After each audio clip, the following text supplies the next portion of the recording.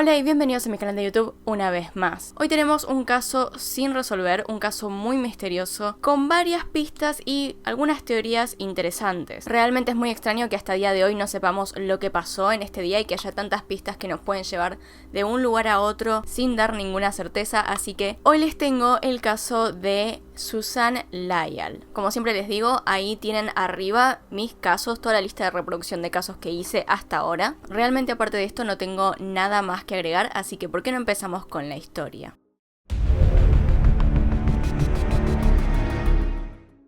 La persona que están viendo en este momento es Susan Lyall, quien nació en Saratoga Springs, Nueva York, en 1978. Era la menor de 3 hijos de la pareja Doug y Mary Lyall y vivían cerca de Ballston Spa. Ella era, según sus hermanos, la nenita de la familia, la niña querida. Era muy tranquila, escribía poesía, se llevaba bien con su familia. Es decir, una persona muy querida por aquellos que la rodeaban. Desde el principio mostró interés en la computación, mostraba mucho interés en cómo eran armadas las computadoras e incluso llegó a construir desde una edad bastante joven computadoras desde cero, por lo cual vemos que desde el inicio tenía un gusto bastante interesante por todo lo que era la tecnología, por lo cual no fue ninguna sorpresa que después de graduarse de la secundaria en 1996 siguiese el camino hacia la universidad para estudiar algo que de verdad le gustase, que tuviese que ver con todo esto. Así que decidió asistir por primera vez a la Universidad Estatal de Nueva York durante un año. Después de esto se trasladó a Albany, donde asistió a algunos cursos de informática, sin embargo no fueron suficientemente desafiantes para ella. Quería algo aún mejor. Al trasladarse a Albany se acercaba más a su hogar, al lugar donde había nacido y crecido, pero también se le acercaba a su novio. Esta persona era Richard Condon, un compañero unos años mayor a ella que había compartido algunas clases y con quien había estado desde la secundaria. Compartía el interés de Susan por las computadoras y la tecnología, por lo cual se llevaban bastante bien en ese aspecto, tenían cosas en común. Ahí, donde estaba en este momento, siguió con los estudios universitarios y a su vez se consiguió 2 trabajos diferentes afuera del campus donde estudiaba. Uno de estos trabajos era en una compañía de computadoras en Troy y el otro era en una tienda llamada Babbage en un centro comercial. A pesar de esto, Susan le comunicó a su madre a través de algunos correos, estando siempre comunicada con sus padres, les hablaba todo el tiempo, le dijo a su madre a través de un mail que estaba preocupada por la plata, que no tenía suficiente dinero para vivir en paz. Y aunque la madre le dijo obviamente que la podría ayudar ya que estaba en la universidad, Susan le respondió que en realidad no necesitaba ayuda, que estaba bien, que se las podía arreglar sola. Les digo de vuelta, tenía 2 trabajos. Esto sí había escuchado que era algo común en Estados Unidos, pero nunca lo había visto en ningún caso. Esta mujer tenía 2 trabajos y estaba estudiando en la universidad. Esta queja vino el 1 de marzo de 1998. Recuerden esta fecha porque es donde empieza todo el lío que vamos a ver a continuación. Resulta que por estas fechas ella tenía un examen, lo que se conoce acá como un parcial, allá se conoce como midterm, en la universidad, en el cual le había dicho a varias personas que tenía alrededor, a sus amigos, al gerente de su trabajo, que debía irle perfecto, que debía ser excelente su calificación en ese examen, por lo cual se sabía que ella estaba muy estresada. Así que la mañana del 2 de marzo, después de quejarse con su madre del problema del dinero, asistió a clases hasta las 4 p.m. Después de esto, se dirigió desde su dormitorio en el campus hasta su trabajo en el centro comercial. Acá es cuando su gerente la vio y le preguntó cómo le había ido en el examen, ya que ella había hablado de esto, había dicho que estaba estresada y todo lo demás. En esta oportunidad, Susan le contestó que le había ido bien, que no le había ido excelente ni que se sentía súper bien del resultado, sino que le había ido bien. Trabajó ahí hasta el cierre del local a las 9 p.m. y luego se marchó a su casa. A eso de las 9:20 p.m. ya estaba en el autobús que la llevaría al campus de nuevo, y acá es donde el conductor dice que en realidad la vio subirse, pero que no vio que se bajara, es decir, no vio en qué estación se bajó, pero de lo que está seguro es que en realidad no se bajó al final del camino, es decir, en algún momento se tuvo que haber bajado algunas estaciones antes, pero no sabe dónde. A pesar de que este hombre no la vio bajarse, una amiga de Susan la vio a las 9:45 p.m. alrededor de esa hora, en justamente la parada del campus donde normalmente se solía bajar. Sin embargo, nunca se la volvió a ver. Esta fue la última vez que alguien tuvo contacto con ella. A partir de este momento momento empiezan las preguntas. El novio es el primero en preguntarse dónde está Susan. Condon empezó a sospechar que algo raro pasaba cuando Susan no le había contestado los mensajes durante más de un día. Al principio pensó que no era nada, ya que de vuelta él sabía que estaba muy estresada, así que pensó que tal vez se había acostado a dormir, que no había dicho nada porque tal vez estaba enojada o triste o lo que sea, porque le había ido mal. Tal vez él no lo sabía porque no le había hablado, pero a la vez era una situación bastante extraña porque Susan solía enviarle mensajes al igual que a sus padres todos los días, solía contestar bastante rápido a pesar de estar ocupada. No tenía problema en decirle dónde estaba o qué estaba haciendo, así que resultó un poco extraño que de repente no tuviese noticias de ella. Por lo cual empezó a preguntar a amigos, gente que estaba alrededor de Susan si les había dicho algo sobre su paradero, sobre cómo le había ido, sobre dónde estaba, si se iba a echar a dormir, etc. El tema es que nadie la había visto, nadie se había contactado con ella, Susan no les había hablado, así que esta situación ya era bastante extraña. Por lo cual, en este momento Condon decide decirle a los padres para preguntarles tal vez si ellos tuvieron contacto con su hija, porque era lo más probable que les haya enviado un mensaje con el resultado de los exámenes o con cómo sentía que le había ido. Sin embargo, los llama un poco tarde, ya que para este entonces él ya sabía que Susana en realidad se había ido a dormir a otra parte, ya que nunca había llegado a su dormitorio. Por lo cual los padres y Condon se preocuparon muchísimo porque nadie sabía dónde estaba. Ellos no sabían, no habían recibido ninguna noticia de parte de su hija. En este punto se dieron cuenta de que Susan no se había ido a dormir a ninguna otra parte, ya que nadie sabía absolutamente nada,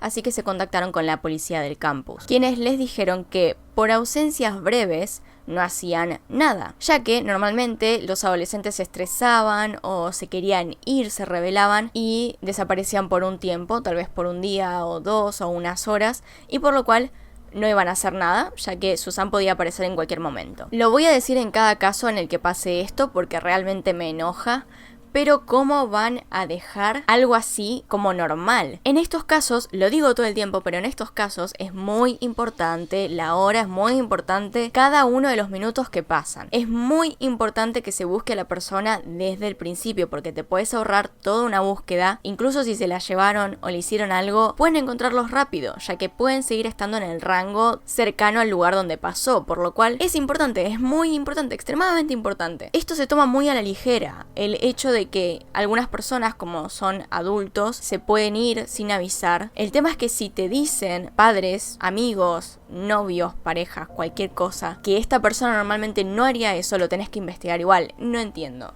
no lo entiendo, no lo comprendo, se pudieron haber ahorrado tantas cosas, pero bueno.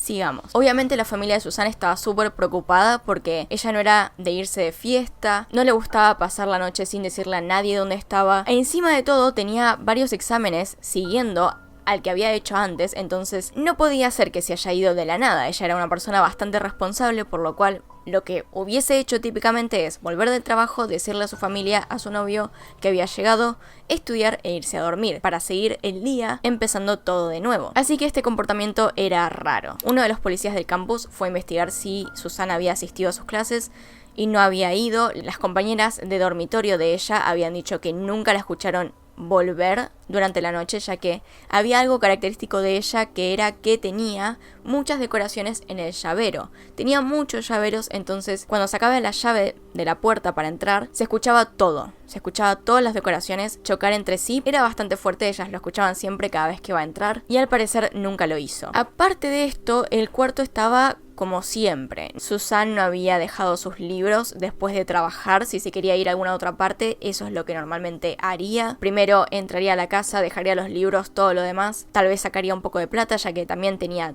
todo ahí, tenía todo el dinero que tenía ahorrado ahí, aparte de en el banco. Y no hizo nada de eso, seguía todo exactamente igual como lo había dejado. Así que esto ya era bastante extraño. Definitivamente ella no había vuelto a su casa. Aún así, la policía no hizo nada al respecto, así que los padres decidieron ir directamente a hacer algo por ellos mismos y se contactaron con el banco de Susan. Ellos les devolvieron la llamada después de un rato con todo lo que había hecho la cuenta. En ese momento les comunicaron que se había hecho una última extracción de la que ellos no sabían. El dinero se había retirado en una tienda llamada Stewart's en Albany, aproximadamente a a las 4 p.m. del 3 de marzo, lo que quiere decir que era un día después de la desaparición. 2 días después de esto, la policía se dio cuenta que en realidad tenían que hacer algo, ya que Susan estaba faltando a todas sus clases y aparte no había ido a uno de sus exámenes, por lo cual ya estaba siendo un caso preocupante. Decidieron entonces llamar a la policía estatal e ir a buscarla. Mientras la buscaban, la familia decidió poner una recompensa, decidió poner carteles por todas partes diciendo que cualquiera que diera un dato, cualquiera que la encontrara, se llevaría $15,000 y encima pusieron sus fotos en todas partes. A pesar de esto, realmente nadie llamó, nadie se contactó con ellos para decir que habían encontrado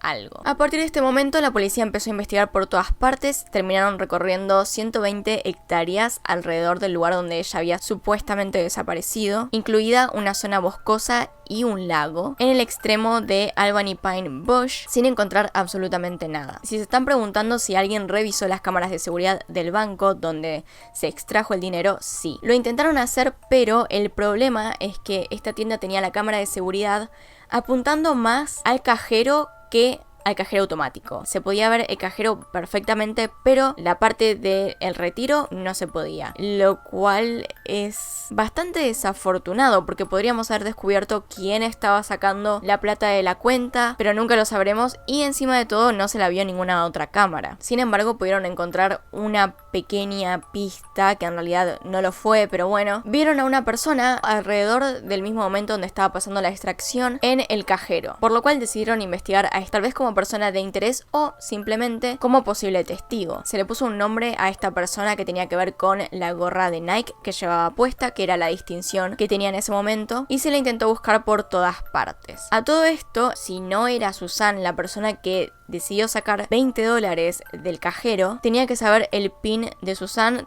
todas las claves y aparte obviamente tener su tarjeta. Lo que nos quiere decir que en realidad no es una persona que simplemente le robó la tarjeta y se fue, sino que aparte tenía que conocer a la chica y encima el novio dijo que las únicas 2 personas que sabían la clave eran Susan y él. O sea que no podría haber sido ninguna otra persona, a menos de que sea Susan o la hayan extorsionado de alguna manera para darle la clave. Otro dato curioso es que Susan solía sacar solo $20, es decir, cada vez que hacía una extracción hacía una de $20, nada más, siempre el mismo número, lo que nos quiere decir que en realidad o es alguien haciéndose pasar por ella o es ella. Tendría que ser alguien que la conoce extremadamente bien. Obviamente le preguntaron a las personas que trabajaban en ese momento en el lugar, le preguntaron al cajero si la había visto pasar y no la reconoció. Finalmente se logró localizar al hombre del gorro de Nike, pero la policía consideró que no tenía nada que ver, o que al menos él no lo había hecho, sin embargo no se lo descartó. No podían excluirlo del caso porque no hay ninguna certeza en esta ocasión. Y él, para ser sinceros, estaba en el mismo lugar donde había sido la extracción, así que algo tuvo que haber visto. Acá es cuando el banco se comunica con la familia de Susan y con la policía para decirles que habían hecho 2 extracciones el día que ella desapareció. Una había sido a la mañana y otra en el centro comercial donde ella había ido a trabajar al llegar. A la familia le pareció esto un comportamiento muy extraño, muy diferente a lo que Susan normalmente haría. No solo porque ella le estaba diciendo a la madre que no tenía dinero suficiente para el mes, que se las iba a arreglar pero que no estaba feliz, sino que aparte ella era una persona muy frugal, no gastaba plata en lo absoluto, no más que lo necesario, entonces es muy raro que haya en el mismo día retirado 2 veces $20. Recordemos que aparte tenemos la otra extracción del día siguiente a las 4 p.m. No tiene sentido dentro de su comportamiento normal. A partir de esta información nadie sabía qué hacer. Todo indicaba a que se había ido por su propia voluntad, pero a la vez había muchas incoherencias en el medio y decidieron ver si podría ser algún asesino serial. La única conexión que pudieron encontrar fue con un caso de 1985, es decir, 13 años antes de la desaparición, que había sido cerca del lugar y había sido después de que una chica saliera de un autobús, es decir, más o menos las mismas condiciones, pero había sido hace 13 años. No había ninguna otra conexión, no había más coincidencias, entonces se descartó. Después se enteraron de que había un violador convicto que se había escapado recientemente, quien tenía en ese momento libertad condicional y se había ido del área donde se suponía que debía estar, justo en el momento donde Susan desaparece. Por lo cual eso sí es una gran coincidencia, eso es algo muy grande a considerar, pero resulta que la policía investigó, lo entrevistaron, se fijaron si podía ser él. el que estuviese por ese lugar, pero no, dijo que en realidad no había tantas coincidencias después de todo y se lo excluyó de la lista de sospechosos. A su vez también empezaron a pensar que en realidad lo que había dicho la amiga de Susan y lo que había dicho el conductor del autobús no era necesariamente verdad, que tal vez ella no se había subido y nunca había llegado al campus, pero tampoco tiene muchas bases pensar eso, por lo cual también se descartó. Ella tenía una etiqueta en donde trabajaba con su nombre. Esta etiqueta la encontraron en mayo a unos 27 metros de distancia de la parada del autobús, en el estacionamiento enfrente al camino que ella tendría que haber hecho si quisiera llegar hasta su dormitorio. Sin embargo, no se pudo hacer nada con esta pista, realmente no significó mucho para la causa. Otra hipótesis vino de un compañero de Susan en el trabajo. Nos cuenta que ella le había dicho que iba a desaparecer. Esto fue un mes antes de la verdadera desaparición y le estaba contando que sospechaba que alguien la estaba siguiendo. Más bien que esta persona la acosaba y que era alguien que ella no conocía. Sin embargo, esta persona también contó que Susan no parecía tenerle miedo. A su vez, la policía nunca pudo descartar al novio de Susan. La madre pensaba encima que ellos no tenían una buena relación y recordaba que su hija había intentado terminarla durante mucho tiempo, que lo había intentado varias veces. Incluso Condon le había dicho a la policía la primera vez que Susan era su prometida, algo que los padres no sabían, que ni siquiera se habían enterado de algo así y que dudaban bastante que fuera real. Personas con las cuales Susan se comunicaba todos los días por correo electrónico, por lo cual era bastante imposible que no supieran tal cosa. Lo peor es que antes de que desapareciera Susan, ella y su madre habían hecho un viaje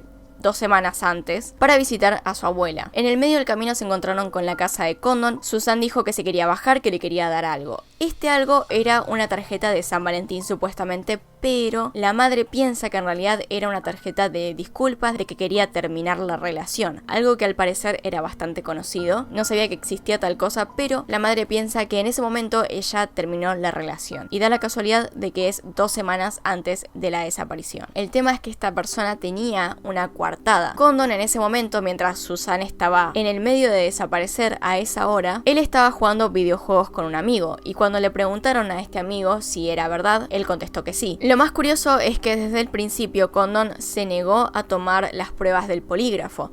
Obviamente ya vimos que esto no es una prueba definitiva, no se puede usar en un juicio real, no es una prueba de que alguien esté diciendo la verdad o no, pero es más bien para darse una idea. Sin embargo, él se negaba completamente y dijo que solo hablaría si estaba su abogada. A partir de este momento se negó a responder cualquier otra cosa sobre el caso, no fue entrevistado por nadie más, se negó completamente y la madre dice que se casó y siguió con su vida. En 2015, un hombre llamado John Regan, que se enfrentaba a un juicio por un secuestro en 1993 en Connecticut, fue arrestado después de intentar secuestrar a otra persona en la escuela secundaria de Saratoga Springs. Debido a que este lugar está cerca de la ciudad natal de Susan, creyeron que tal vez podía ser alguna clase de pista, tal vez él lo hizo, tal vez la conocía, pero incluso después de que se lo condenara por el intento de secuestro, se negó a discutir el caso de Susan con los investigadores. Ahora mismo la madre sola intenta averiguar qué le pasó a su hija. El padre murió en 2015 y realmente no se encontró nada más. Algunos sospechan que fue asesinada y la tiraron a un lago o algo por el estilo, pero no hay manera de comprobarlo, no se sabe nada al respecto y lo único que tenemos son hipótesis de lo que pudo haber pasado. Veamos entonces qué teorías hay. Realmente hay 2 grandes teorías, no es que hay mucho más al respecto. La primera es que la secuestraron, esa es la que primero se le ocurrió a toda la familia, al novio, etcétera, que alguien la secuestró y la mató o lo que sea, lo cual tiene sentido hasta cierto punto, ya que digamos que su actitud sería rara si dejase de repente el trabajo y los estudios, sabiendo que la familia la consideraba una persona muy dedicada a lo que hacía, que quería realmente un futuro con estudios universitarios, quería seguir trabajando. No sabemos tanto si quería seguir con su novio, pero de igual manera tenía una buena vida, digamos. Sería muy raro que desapareciera de la nada de repente, al menos es lo que dicen las personas cercanas a ella, por lo cual se pensó que obviamente alguien la raptó. Ahora, ¿dónde? No se sabe realmente. La última vez que la vieron o aseguran haberla visto fue justamente al principio del camino que la llevaba a su dormitorio, en el campus, es decir, estaba dentro de lo que sería la universidad. El tema es que nadie la haya visto después de esto, no aparece en cámaras de seguridad, nadie más asegura haberla visto, lo que quiere decir que desapareció de la faz de la tierra. Esto contribuye mucho a la teoría de que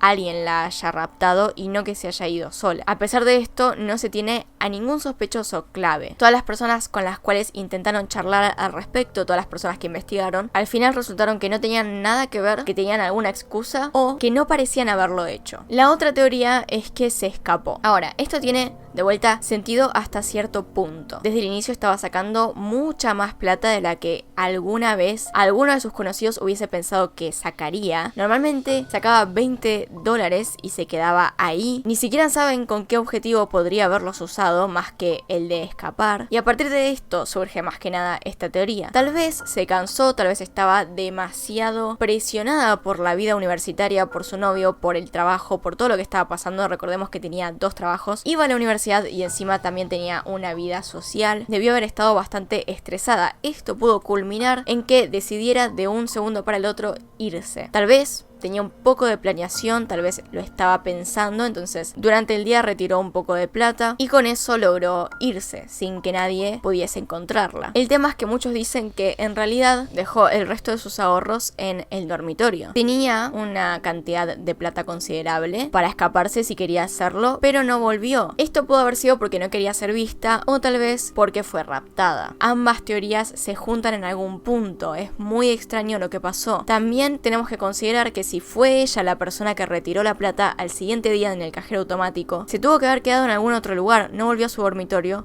por lo cual alguien la tuvo que haber hospedado, si se escapó por voluntad propia, lo cual quiere decir que hay otra persona guardando secretos de la policía, guardando información crucial acerca del caso. Podemos adjuntar a todo esto, a ambas teorías, que no se la vio en ninguna cámara, nunca más. Es más probable que haya sido raptada, a menos de que sea extremadamente buena escondiéndose de las personas y de las cámaras, que supiera dónde está cada cámara y que justo haya reconocido que había una cámara que no apuntaba al cajero automático para retirar plata. A propósito, este último cajero estaba en un lugar al cual ella nunca se hubiese acercado. La familia tenía esto como muy extraño, ya que a ella no le gustaba esa parte de la ciudad, no se acercaría nunca ahí y además era un cajero automático de otra línea de banco, que no era la suya. Volvamos al tema de que ella era frugal, no le gustaba gastar plata y si no saben, retirar de cajeros automáticos que no son de tu banco, de la línea de tu banco, hace que te hagan un recargo. Algo que ella nunca haría, algo que ella no quería hacer,